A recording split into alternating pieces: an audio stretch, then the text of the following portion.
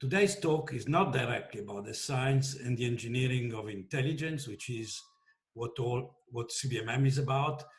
It's about proposing a cure for the pandemics, which is truly better than the disease, and using statistics, machine learning arguments to support it. So, both of us are computer scientists. As Tommy mentioned, we work in machine learning, artificial intelligence, autonomous cars. So when you look at the title of this talk, I think the first question that comes in mind, why computer science? The kind of people that you normally hear talking about the disease are epidemiologists. So how come two computer scientists are talking about this topic? And the reason from our point of view is that the dynamics of this disease, the duration and the spread are very complicated, and there are many, many unknowns still about how to model the dynamics of this disease. Now, computer science has a way to deal with unknowns through taking a worst case. So you take a worst case assumption, and then you develop bounds. And if those bounds are tight, it is very, very useful. So this is why computer science can be useful to analyze and look at solutions for how do we contain this disease. Personally, both of us, Shai and myself, have been working in these kinds of settings of taking a worst case analysis under reasonable assumptions in our work in autonomous driving, because when you look at the safety of an autonomous car, the safest car is a car that stays in the garage. So you need to balance safety and usefulness, and the way to do that is, again, taking a worst case setting under reasonable assumptions. So we have some experience in dealing with this kind of setting, and we thought, let's apply this to the coronavirus containment strategy. So without further ado, I will start. If we look at strategies for containing the spread of the virus, there are three prevalent strategies. One is a full lockdown. For example, Israel right now is in a full lockdown. I think New York City is in a full lockdown. Perhaps Boston is in a full lockdown. Clearly, a full lockdown is something that can't sustain forever. But as a step along a greater strategy, it is one tactic that is being employed.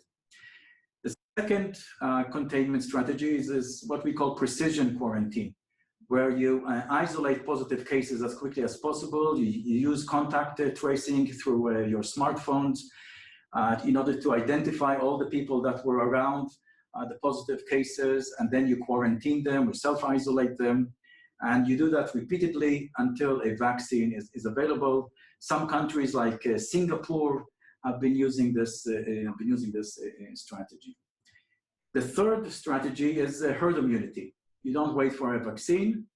You simply let people spread the virus as quickly as possible, and then you achieve a herd immunity. Of course, then you'll suffer high mortality rate, and the health system may not contain the load. The capacity of the health system would not be sufficient. So we are proposing a combination of those models. I think our proposal is not original. I think the original part is analyzing this proposal, not the proposal itself. So the proposal is we call this a risk-based model, where we divide population into two groups, a high-risk group and a low-risk group. The high-risk group, which is going to be age-related and also pre-existing conditions like diabetes, obesity, all sorts of pre-existing conditions. The high-risk group would be quarantined for a certain period of time. The low-risk group, which is the rest of society, would be free to engage in their daily routine until herd immunity is achieved. After herd immunity is achieved, one can then release the high-risk group gradually into society, and then we are done with the coronavirus, at least for a reasonable period of time, could be a year or two, until a vaccine is available. So if we look at this from a pictorial manner, what does this risk-based model looks like? So on the left-hand side is, without any safety measures, simply let people spread the disease as quickly as possible. So you see that in a very, very short time, the ICU, the number of severe cases goes way above what the health system can sustain. And this is when you get into overload of capacity of the health system, and that also increases the mortality rate, and it could be devastating also for the economy, as we see happening in Italy. So this is not something that we want to do. So at the middle is what most countries are doing. They're flattening the curve by doing social distancing, quarantining, kind of spreading the disease as slowly as possible, such that the health system is still in capacity. The price that you pay is that it takes a long time until the disease is over. What we are proposing, the risk-based model, is the low-risk group goes into herd immunity. Because it's a low-risk group, we'll show later that we will be able to guarantee that we're not going to exceed the capacity of the health system, the number of critical beds, for example. And then when you achieve herd immunity, then the high-risk group is released to society, but because it's released into a self-immune society, then the spread would be very, very slow, and therefore we basically flattening the curve in a natural manner for the high-risk group. Okay, so this is, and I said this proposal is not original. What we want to do is provide tools to decision makers on how to analyze this kind of risk-based model. So if we look at the questions of interest, first is how do we find the high-risk group? And as I said before, it's age-related, so we need to find a cutoff of age, say 67 and above, but we need to find a cutoff age, and also what are the pre-existing conditions in this cutoff, and we want to be careful about it, not to overfit. So we'll get to that later. The major question that we want to ask is, can the health system contain the number of severe cases? So severe cases are people that arrive to the ICU units, need critical beds, like respiratory machines. So the more people that need critical beds, the faster the capacity of the health system gets consumed. So how do we guarantee that we have enough critical beds to contain the low-risk population, the number of severe cases in the low-risk population? And the third question is, beyond the obvious economical benefits of using this model, because the low-risk population can go into their daily routines and the economy is back on track, is this model also safer in terms of human lives, in terms of overall mortality? Okay, so those are the three questions that we'll answer in this talk. The last slide that I want to show before we go into the math that Shai will get into is, as I said before, the dynamics of the disease is too complicated, and we're taking a worst case analysis under reasonable assumptions. So here we're stating the assumptions. So for example, we are upper bounding the time from infection to ICU care as 1 week, and it's also backed by research. So the average is between 5 to 7 days. We're also making an assumption that the probability of a low-risk person to be infected and need a critical bed, that probability is fixed. Now, the reason we need to make this assumption, because one can conjecture that if we release the low-risk group, we can enter into a viral load situation in which the amount of a viral infection in a very condensed group could create more severe cases than when you have social distancing. So we're making this assumption because we can release the low-risk group under some social distancing guidelines in order not to create a viral load. Now, the worst case assumptions, we're making that infection rate among the low-risk group is 100%. Normally, it's not 100%. It could be 60%, it could be 70%. Influenza, it's between 15 to 30%. We're going to make we're going to take the worst case as 100%. Another worst case assumption that we're making is that all the severe cases, the cases that require critical beds, respiratory systems, they all happen simultaneously. That's a worst case assumption. Normally, they'll not happen simultaneously. There'll be some staggering, but we are going to assume that they all happen simultaneously. Okay, so this is kind of the setup. We'll move into the model itself, and then once we go over the model, we'll come back and show some insights we have from the data in Israel to show that the bounds that we have developed are really tight and really useful. All right. So so the goal now is to show how to analyze the expected load on the health system and to make sure that we're not going to overload the health system. From now on, we are focusing on the low-risk population because the idea is that the high-risk population will be quarantined for a period of time of 2 to 4 weeks until herd immunity will be achieved for the low-risk population. Okay, so notation, we use M as the size of the low-risk population. In Israel, for example, it's something like 7 million people. B is a budget of intensive care units that you have in the country. There are several numbers, and maybe in hard times you can enlarge this number by buying more machines and having extra crew members. But this is a parameter that can be set by the government.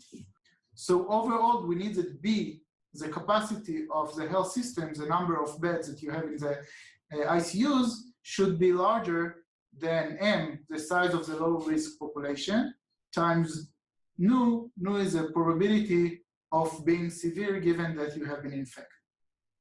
So for example, in Israel today, we have roughly 15 severe cases in the low-risk population.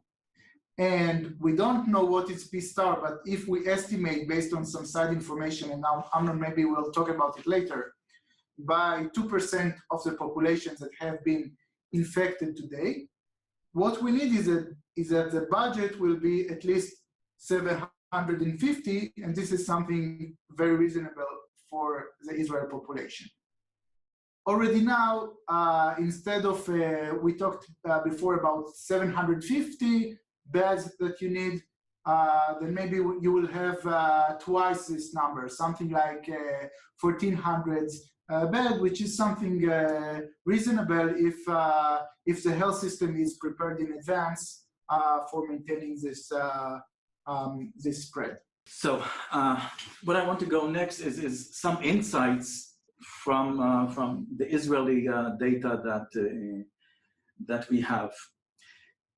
So we go back to this formula, the capacity, the number of ICU beds is greater or equal than the number of severe cases in the low risk group. The 1.6 is a bound. This is just bounding K.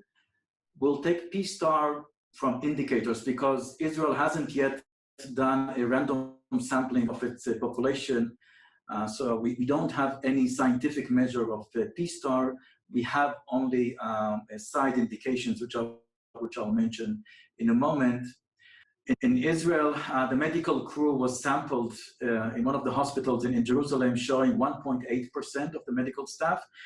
Now, it is true that medical staff is a biased population because they are much more exposed to the virus than the normal population, but on the other hand, they are protected. They protect themselves. So we kind of think that one cancels the other. So it is a useful measure, this 1.8%. So we have reasons to believe that in Israel, it's 2%. But again, it's not scientific. One needs to do sampling in order to get this number right. But let's assume it's 2%. 2 days ago, we went hospital by hospital. We called every hospital in Israel. We got the number of people who are below 67 without preconditions. And altogether, out of 74 cases, severe cases, 15 of them were in the low risk group. So K is equal to 15. So if we plug in the numbers, we get that the number of critical beds is bounded by 1,200. So 1,200 means 12 ICU beds per 100,000 population. So if you look on the left-hand side, This is a list of a number of critical beds in every country. For example, in the US, it's 34 critical beds per 100,000 population. Israel is about 6, so very close to the UK. UK is 6.6. Israel is close to the UK, about 6. So for Israel to go from 6 to 12 is not unreasonable. It's something that can be manageable. So what this means is that Israel, if it prepares right, can prepare itself for a very fast release of the low-risk population, let the low-risk population as quickly as we want to achieve herd immunity. And the bounds tells us that the health system can contain, the capacity can be enough to contain the spread in the low-risk population. So if you go to the last slide and we look at comparing the risk-based model, the model that we're proposing, to the precision quarantine model, there are a number of insights that we can generate here. So on the left-hand side is the risk-based model.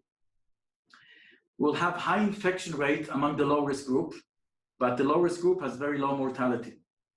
On the other hand, in the precision quarantine, we are achieving unified infection rate. It's low, but it's still unified infection. There is no separation between low risk and high risk. So we do expect high mortality among the high risk group, even if they get good care. So we're still in the situation in which the health system is in full capacity because the curve is being flattened using precision quarantine. But since there is no separation between low and high risk, eventually the high risk population will be infected, even though it's going to be slow infection, they will be infected, and we know that there's a high mortality among the high-risk group. So the risk-based model is not only beneficial from an economical standpoint, because the low-risk group can go back to their daily routine and the economy can pick up from where it was a few weeks ago. It's also better from a mortality perspective. So it's not just an economical, it's also mortality. When we look at the economical side, we're talking about really in the risk-based model, a minor negative effect on the economy, because we're quarantining only the high-risk group. It's age-related, and it's mostly age-related, but also pre-existing. The rest of population. So for example, in Israel is about 9 million population. 1 million are people aged 65 and above. And we assume another 1 million is pre-existing conditions. So 7 million out of 9 can go back into their daily work. There will be the low-risk population. On the other hand, in the precision quarantine, there's no guarantee that this is going to end quickly. There could be a second wave. There could be, it's like controlling a fire, assuming that there's no wind. It's very, very complicated. For example, in Israel, the society is very heterogeneous. Not every people can be traced using contact tracing. Some sectors of the society are very densely populated and could be very, very difficult to control. So the precision quarantine may not be that precise. So one could expect occasional lockdown periods. So this could have an extensive negative effect on the economy. Another advantage of the risk-based model is there is a clear exit point. So a clear exit point says that after the low-risk population have achieved herd immunity, we're basically done with it because the high-risk population can now be released. So it will give us economic stability, and also the civilian population will cooperate much more readily, understanding that there is a clear exit point. With the precision quarantine, there is lack of visibility. Nobody knows how long this is going to last, and there's going to be a second wave and third wave. And then when tourists come in, because at some point you need to open the skies, when tourists come, open your borders, tourists come in, there could be a super spreader, and then it all starts again. So the visibility is not clear.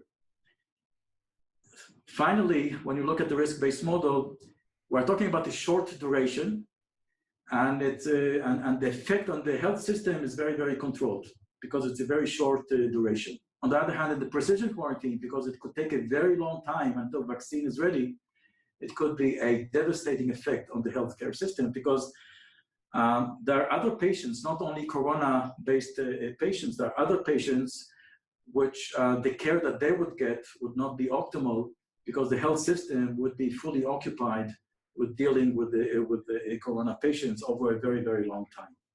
Okay? So this is the end of the talk. Hopefully it wasn't too heavy on the mathematical side. All the mathematics are in the paper, and we urge everyone to go and read it and send us comments. And we're ready for questions if anyone has questions. I want to thank the speakers. One, they're mostly, of course, not about mathematics. The first one is about how feasible it is to separate the high-risk group from the low-risk group. In many places, people live in a family, and high-risk group and low-risk people are mixed together. So if, you know, Amnon or Shai want to answer. It's a very good question, and we don't have a very clear answer, but there is a group at Weizmann Institute headed by Ehud Shapiro, another computer scientist, that have been doing a study on exactly this kind of question: how to effectively do this separation where people from the low-risk group help people in the high-risk group maintain the quarantine. And we are relying on that study to go and implement such a separation. There are, of course, the difficulties in doing this separation, but the alternative is that we are all quarantined, and that is definitely not easy. Thank you. Another question is about the assumption that you are making, which is that there is immunity after infection, and that there is not a given with a known pathogen like COVID-19. So if you want to comment on this. So I think from all what we read, immunity for a certain period of time, I think, is given. The question is how long that period. Is it 6 months immunity? Is it 1 year immunity? Is it immunity for life? That I think is unknown. But at a certain period of time that there is immunity, I think that is well agreed. And all that we need is to buy time until there is a vaccine. The vaccine is expected in a year and a half from now, and all the indications are that this immunity should last at least for that period of time. It's based on evidence from other coronaviruses. It's a family of viruses. The flu gives you 6 months, and other members of the corona family gives you usually 2 years. So it's reasonable to assume that it's something in between. So another comment has to do with the fact that the capacity of the ICU beds should be defined as extra capacity. In other words, you will need some number of the ICU beds in a country for other conditions, not just COVID-19. Well, yes and no. So let's take the case of Israel. So we came to the bound of 12 ICU beds per 100,000 population, and Israel there are 6. So the question is, should Israel prepare for 18 or prepare for 12? Since we are talking about a short period of time, so if we allow herd immunity as quickly as possible, that could take only a few weeks. So in those few weeks, one can embrace and contain even with 12 ICU beds. If we're talking about a longer spread, then Israel should prepare somewhere between 12 to 18 ICU beds. Yes, but in both cases, it's a reasonable number compared to what Israel has currently. There was another question, which is, I guess, more of an ethical question, which is, what is the mortality in the low-risk population? Is any number greater than 0 acceptable? Yes. So I have 2 answers. Actually, it's a single answer, but we're not forcing anyone to go out of quarantine in this model. If you are afraid of the coronavirus and you want to stay quarantined, you are free to do so. Okay, so it's basically, we are giving the choice to the people. Do you want to stay in quarantine or do you want to go out? Now, if someone will ask me what I would do, then I am for sure will go out. Why? Because according to our calculations, the risk of being severely ill from the coronavirus is about 50% lower than the risk of being hit by a car and being severely injured in a car accident. Now, you can decide that you are not going to use your cars never because you are afraid to be hit by car accidents. If you are willing to do so, then be afraid of the corona. If you are not afraid of car accidents, you shouldn't be afraid of the corona. Just to be more specific, what Shai mentioned, that we saw the number 1,200. The number of severely injured people in car accidents in Israel on an annual basis is 2,300. So we're talking half of that. There is an interesting comment by Brett Mensch, I don't know, about the fact that he says ICU care is likely to be less useful than one image thinks. And it's certainly providing less survival delta than the simple availability of supplementary oxygen. If so, the constraint are not overwhelming the ICU beds, maybe not really very important. You know, I think I heard stories from Italy that are consistent with this remark, in which extreme procedure using ventilators and intubation really did not help in most of the cases. Well, you know, ICU bed is a proxy for measuring the capacity of the system. You know, the actual bottleneck is not the machines, it is the people that need to attend the machines. This is where you start getting the bottleneck. So when we say a critical bed unit, it's the critical bed plus all the people that need to support it. So when we come to the bound of 1,200 critical beds, it's 1,200 multiplied by the number of persons, staff members that you need in order for every critical bed. That is the proxy of the capacity of the health system. Very good. And with this, I think we should wrap up this webinar. I thank very much the speakers on behalf of the whole audience. We cannot hear the applause, but I'm sure there will be one, you can imagine it. And I want to thank again Amnon and Shai. Wonderful. Thank you. Thank you, Tommy and Chris. Thank you.